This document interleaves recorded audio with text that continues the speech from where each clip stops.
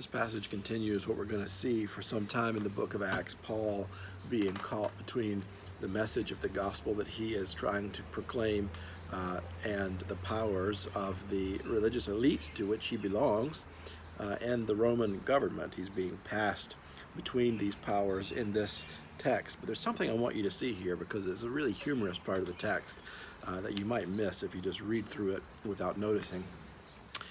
Paul is here being accused in this council that is made up of Sadducees and Pharisees, and these are two groups of the religious elite in the Jewish system of the day. And Paul notices, it says, that he is standing before a group of Pharisees and Sadducees. Now, these two groups have some particular theological differences. In fact, for those who are reading the text and don't know those differences, Luke even makes them clear here. In verse 8, the Sadducees say there is no resurrection from the dead, or angels, or spirits, or spirit. But the Pharisees acknowledge all three: resurrection from the dead, angels, and the spirit. So Paul sees that he is standing before this dichotomous group of religious leaders who have some very particular theological differences that have divided them in many ways historically. And so he says, when he stands accused before them and realizes this audience, I am on trial concerning the hope of the resurrection of the dead. Now, of course, this is true. He's on trial because of his proclamation of Jesus' resurrection from the dead and the hope of resurrection that's bound up in that.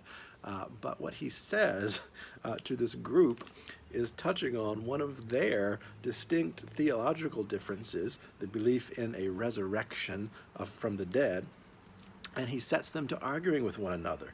And then even you see here down in verse 9, the Pharisees even say, well, what if a spirit or an angel has spoken to this man? I mean, you can just hear the Pharisees prodding the Sadducees by calling on these two beings, the spirit and angels, that the Sadducees reject altogether. And so Paul has made this statement that has set this whole council into an argument among themselves. And then, of course, he gets passed off to the Roman officials who take him out of that volatile situation and the plans for his assassination. Now, I want to point out one particular verse in this text that is beyond that humorous scene that I hope you appreciate, that I think is one that is helpful for us to hear right now.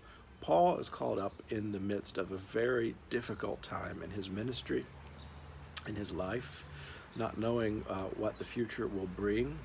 And we know, having the book in front of us, it will bring more difficulty and more precarity. And Paul here, at the end of this scene with the Pharisees and Sadducees, is alone, presumably, at night. And verse 11 says, that night the Lord stood near him and said, keep up your courage.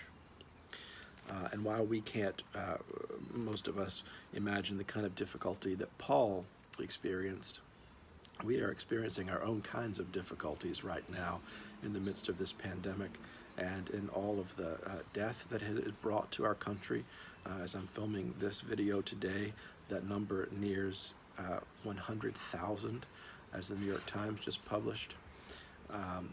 That this pandemic is raising the anxieties of churches about their mission and their ministry, something that we've been wrestling with quite creatively, I think, and raising for many people concerns of mental health and well-being and connection to others and all sorts of things. And I think this passage here is one that we need to hear, feeling the presence of the divine near us, even in our solitude, as Paul here is in his own form of solitude that night when the Holy came near to him and said, keep up your courage.